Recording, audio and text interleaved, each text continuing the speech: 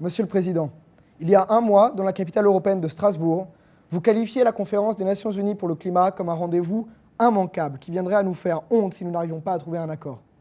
Mais allez-vous vous battre pour ce résultat? C'est aujourd'hui que tout se joue. La COP21 est une conférence historique qui a lieu sur notre territoire. Alors que vous vous apprêtez à recevoir des centaines de chefs d'État et des centaines d'experts, vous êtes en train de faire l'histoire. Mais quel genre d'histoire laisserez-vous derrière vous? Allez-vous signer et faire signer le dernier accord pour nous éviter de rentrer dans le mur?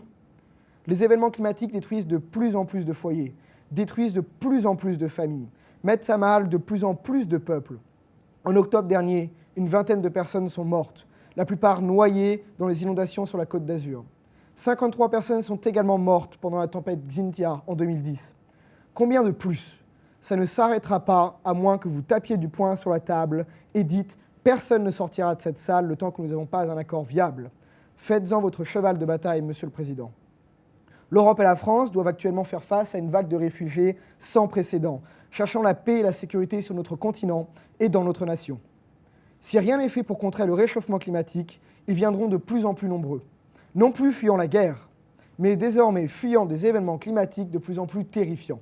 De l'eau se raréfiant entre tremblements de terre et ouragans de plus en plus forts, tout en passant par les maladies mortelles se propageant suite à ces désastres. Afin de prévenir ces tragédies, vous avez le devoir de trouver un accord à cette conférence. Ne nous laissez pas tomber. Les peuples tout autour de la planète, incluant les Français, commencent à peine à comprendre que le changement climatique est bien réel et qu'il faut agir. Nous sommes prêts à changer, nous sommes prêts à agir. Faites de nous des acteurs de ce changement. Nous devons tous apprendre à consommer différemment, à manger différemment. Nous devons nous rapprocher des circuits courts, nous devons utiliser des moyens de transport propres, comme le fait la ville pionnière de Strasbourg par exemple, première ville cyclable de France. Mais surtout, Monsieur le Président, nous devons éduquer la jeunesse de notre pays et les sensibiliser au développement durable. Nous devons partager nos idées novatrices et nos nouvelles technologies dans le pays et autour du globe, en utilisant des plateformes de partage en ligne. Et nous devons tous être conscients que nos ressources naturelles vont finir par s'épuiser. Investissons massivement dans la recherche d'énergies moins polluantes.